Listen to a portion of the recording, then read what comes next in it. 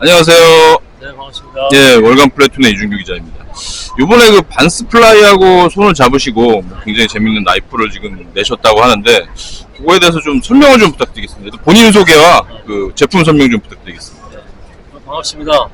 네, 저는 이 나이프를 설계한 아웃도어 쪽에 이제 예, 예. 생존과 택티컬 전문적으로 예, 교육을 하고 있는 김종덕입니다.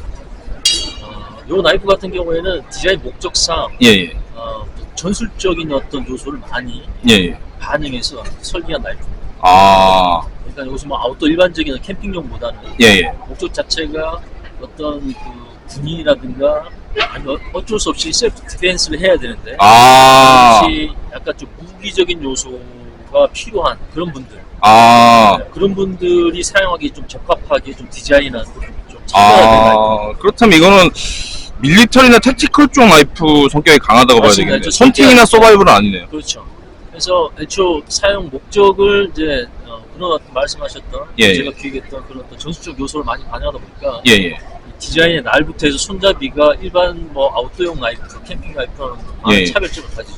아, 대표적으로 이게 일반적으로 나이프 팁이 예, 활동보다 아래로 꺾인 이런 거를 우리가 이제 드롭 포인트 구조라고 하는데 예, 예. 일반적인 아웃도어 나이프의 드롭 포인트보다는 보시다시피 상당히 좀 공격적이고 힙이 좀 좁다고 하죠. 이 부분 예. 벨리 부분이 상당히 좁습니다. 이거 왜냐면 이제 말 그대로 두꺼운 옷을 입은 상태의 어떤 예, 예. 내가 공격하거나 방어해야 될 대상자의 그 옷을 뚫을 수 있을 만큼 침투력을 확보하기 위해서 상당히 좀 좁게 만들어집니다. 아, 일반적 토니 나이프 같은 경우 이런 벨리 부분이 좀 넓은 편이라서 예, 예. 다목적 쓰기 좋은데 이것은 이제 목적 자체가 조금 더 특화됐다는 게 대표적으로 이렇게 형상에서 이제 나오는 거죠. 일단 그 두껍게 만든 데도 이유가 있으시군요. 왜냐하면 일반적인 얇은 나이프 같은 경우에는 이 침투된 부분에서 장구류라든가 예. 그런 부분 또는 뼈 이런 것에 많이 걸릴 수가 있죠. 네. 팁이 부러진 경우가 있습니다. 예, 그래서 이건 필드 테스트 통해서 팁 부분을 상당히 강화시켰기 때문에 예. 웬만한 이런 일에 대해서는 나이프 손으로 이렇게 쉽게 꺾여집니다. 이렇게 되면 네, 네. 약할 경우에 팁이 휘어지거나 부러진 경우가 있는데 이제 그런 어떤 하드 유즈한 상황 네네. 그런 좀 과격하게 사용할 수 있는 상황이 또 전술적인 상황일 수 있기 때문에 네네. 그런 부분과 고려해서 팁의 강도를 상당히 많이 보강한 구조이기 때문에 예, 예. 그런 부분에서 또 아웃도어와 일단 경량 나이프들 일반적인 그런 캠핑 나이프들과 많이 좀 차별화가 된 부분. 구조상으로 그런 내구성들 고려해서 쿨템 구조를 가지고 그다음 이제 침투력을 확장시키기 위해서 좀 더 날카롭고 좁은 구조를 가지면서 팁의 강도를 높여놓은 그런 것이 이제 이 나이프의 특징이 되겠죠. 일단 기본 형태가 그 뭐 아웃도어나 뭐 일반적인 좀 공구나 그 멀티툴 라이플 같은 그런 형태가 아니거든요. 그러니까 네. 그렇게 딱 그런 데 주안점을 두고 만드셨군요. 맞습니다. 그래서 이 칼등이 어떤 구조랑과 팁의 높이도 사실은 그걸 나이프를 잡았을 때. 네. 이게 너무 들리지 않도록 아, 들리지 않도록 팁 구조와 손잡이 힘 중심에 거의 맞춰가지고 만약에 네네. 셀프 디펜스 해야 되는 상황에서 네네. 효율적으로 나이프 그것을 통제하면서도 힘의 어떤 계속 지속성을 확보할 수 있는 그런 어떤 무게 중심까지 고려한 부분이다 보니까 일반적인 형상과 좀 많은 차이를 가집니다. 그리고 이제 이게 또 전술 나이프다 보니까 네네. 맨손으로 쓰든 아니면 장갑을 끼더라도 미끄러짐에 대한 부분에서 확실히 사용자 안전을 확보해야 되는 그런 특징이 있거든요. 휘두르거나 아니면 이렇게 예. 뭔가 어쩔 수 없이 찔러야 되는 상황에서 이게 쉽게 빠지지 않는 것 더불어서 손가락이 이런 날 부분으로 넘어오지 않도록 그런 안전 어떤 장치 개념에서 구조적으로 이 핑거 가드라고 그런 요 부분이 좀 강화된 그런 구조입니다. 그래서 그리고 역수로 잘못하면 오히려 자기 칼에 손을 다칠 수가 있죠. 실제 그런 경우가 있을 수 있기 때문에 네네. 그래서 이런 부분에서 사용자 안전성을 많이 확보하면서 그다음 힘을 실어야 될 부분에 정확하게 파지할 수 있는 네네. 그런 어떤 구조 불편이 없도록 이제 만든 부분 그런 것들이 이 제품의 이제 상대적인 어떤 차별성이라고 할 수 있습니다. 손잡이를 보시면 기본적 텍스처가 일반적으로 다릅니다. 예. 이건 이제 우리나라 고유의 태국 문양이 그러네요 진짜. 네. 단순히 뭐 우리가 그 마크 이런 어떤 문양을 흉내내려고 한 게 아니라 네네.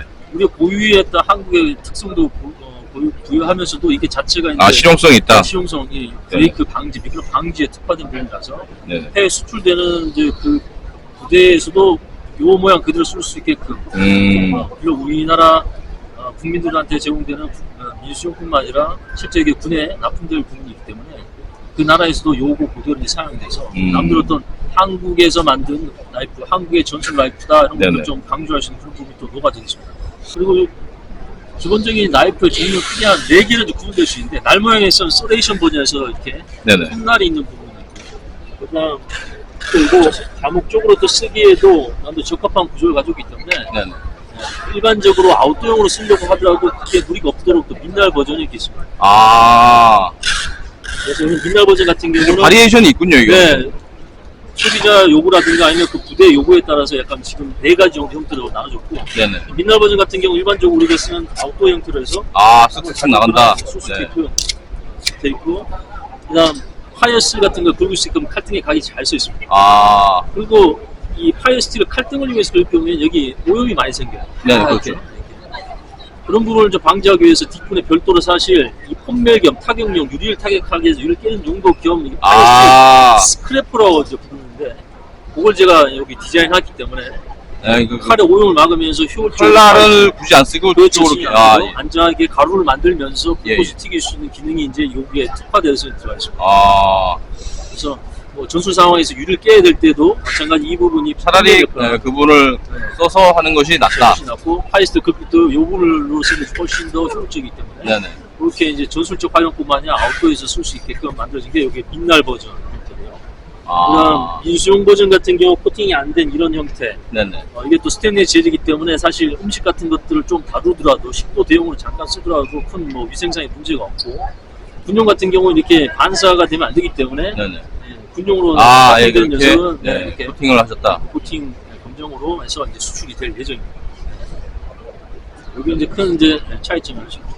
아, 일단은 그렇게 기본적인 2가지 형태가 있고 여기서 이제 손잡이와 세부적인 특징이 있군요. 기본적인 아래의 형태의 종류로 이제 분류가 되는 거죠. 알겠습니다.